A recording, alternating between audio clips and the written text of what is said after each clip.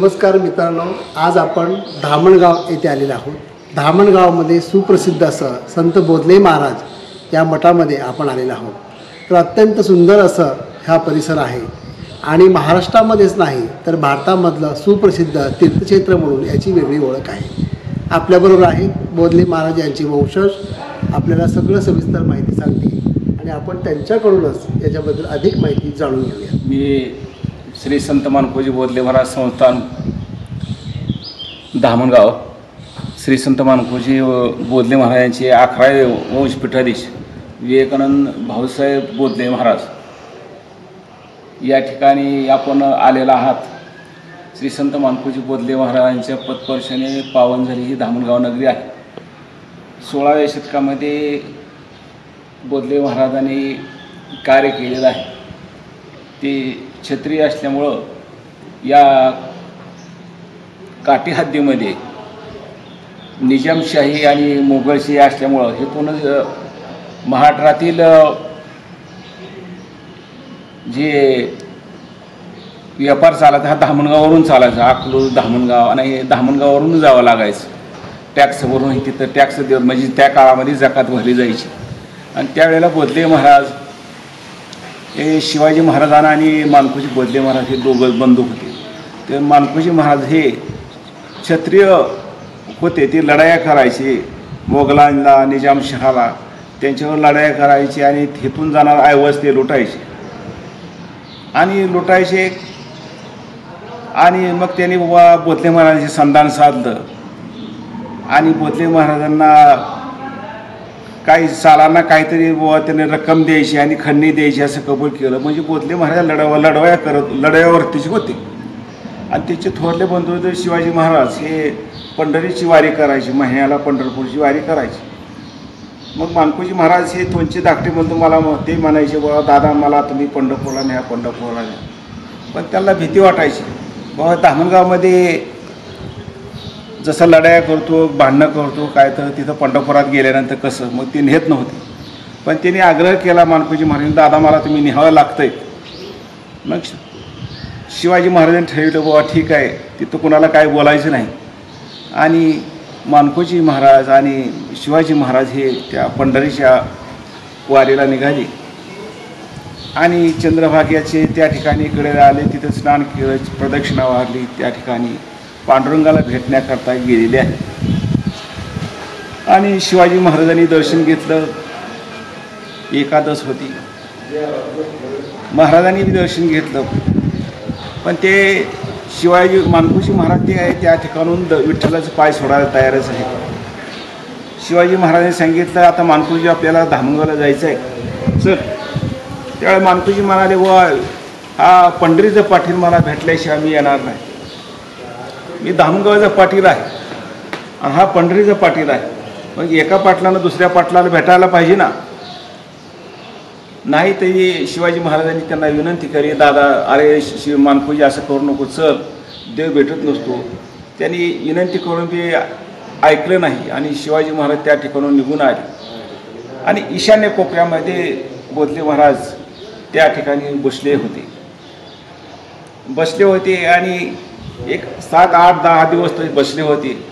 आणि पांडुरंगानं बोधले महाराजांना पहिल्यांदा गायीच्या रूपामध्ये तिथं भेट दिली आणि नंतर प्रत्यक्ष भगवान परमात्मा त्या ठिकाणी प्रगट झालेले आहे। आणि बोधले महाराजांना त्यांनी नाव दिलं, विठोने एकांती बोधले म्हणून जगी नाव बोधले हे पडलं। म्हणून बोधले जगतापाचं बोधले हे नाव पांडुरंगानं बोधले हे नाव दिलेलं आहे। बोध घे आणि बोध दे यासाठी बोधले हे नाव पडलेलं आहे। आणि बोधले महाराजांच्या भक्तीनं भगवान परमात्मा ही वेडा झालेला आहे। वेडा झाला लाचावला भक्तीशी। बोधले महाराजांच्या शेतामध्ये येऊ लागलेला, आऊ थाकू लागला आहे। बोधले महाराजांची शेतामध्ये आठवड्याबरोबर राहून पाखरं राखू लागलेलं आहे। म्हणजे बोधले महाराजांचं एवढं मोठं ते कार्य करू लागलेले। आणि बोधले महाराजांचा गाजावाजा पाहून औरंगजेब बादशाहनं आपला सरदार भोसला त्यांनी पाठवलेला आहे। आणि बोधले महाराजांना नेण्याकरता हत्ती, घोडे सैनिक त्या ठिकाणी आलेले आहेत पकडून नेण्याकरता. पण भोसले महाराजांना पकडून न्यायचं म्हणलं तर समाजामध्ये आपली इज्जत राहणार नाही, सगळे आपल्याला नावं ठेवतील. म्हणून ते भोसलेने काय केलं, न वाजत गाजत न्यायचं का, हत्तीवरून वाजत गाजत न्यायचं असं ठरलं. आणि भोसले महाराजांनी मुरुडेरोप कळाले किंवा तुम्हाला नेण्याकरता आले.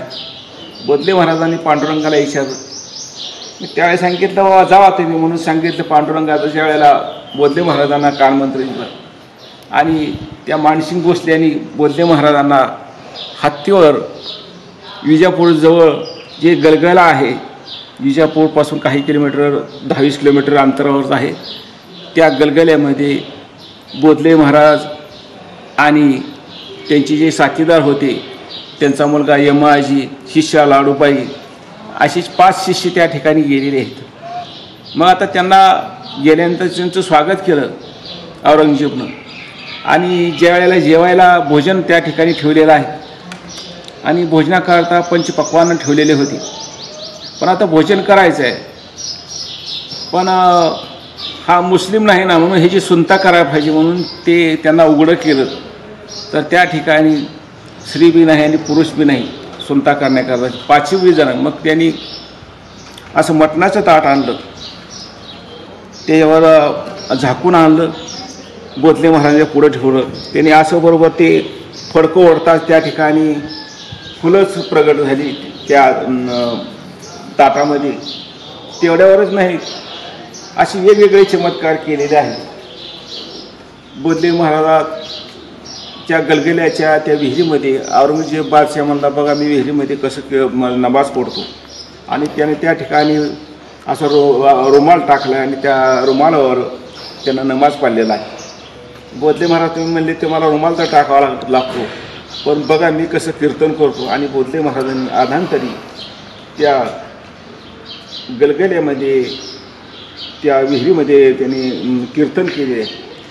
असे अनेक त्या ठिकाणी चमत्कार घडलेले आहेत. आणि ह्या धामणगावमध्ये भोसले महाराजांची ख्याती वाढलेली आहे. आणि भोसले महाराजांना भेटण्याकरता नवनाथ या ठिकाणी आहे, हे राजोळे वन म्हणून आहे. 400-500 वर्षापूर्वीचं वन आहे राजोळे वन. आणि त्या राजोळे वनामध्ये नवनाथ, श्री गुरु दत्तात्रेय आणि भगवान परमात्मा पांडुरंग, प्रत्येक नाथाने एक वस्तू भोसले महाराजांना दिलेली आहे. शंगे, शैली, मेखा, टोपी. आणि भोसले महाराजांनी त्या ठिकाणी असा जोग घेतलेला आहे.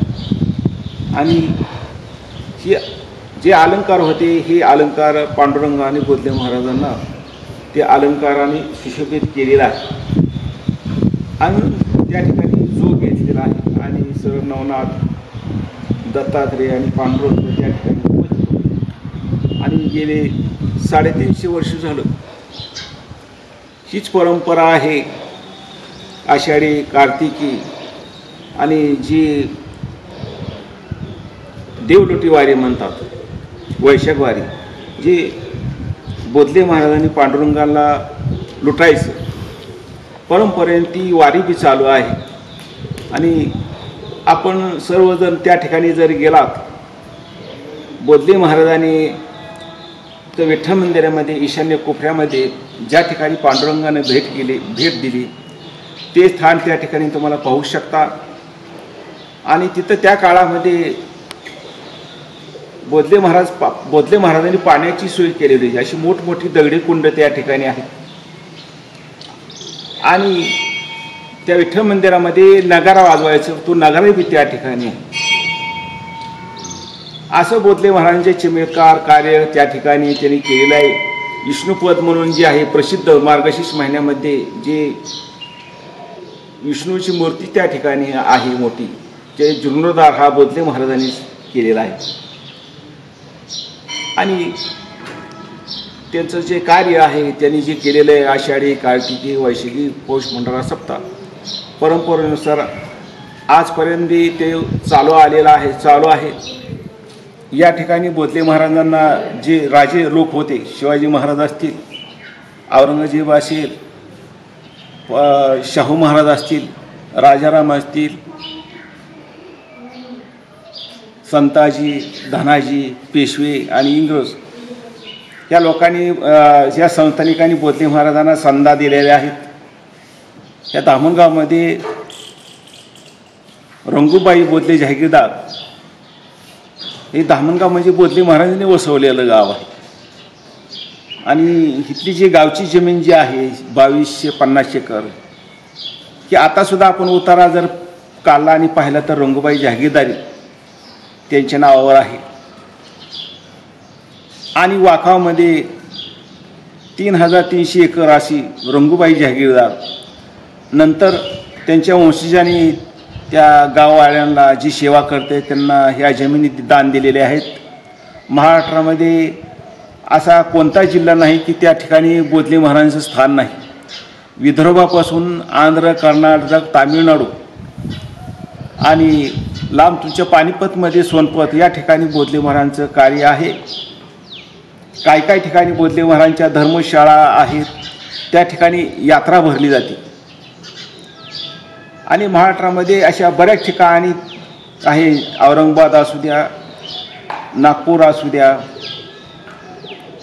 कळमन, सावरगाव, वाखाव, धामणगाव, बोरगाव, जेवळी,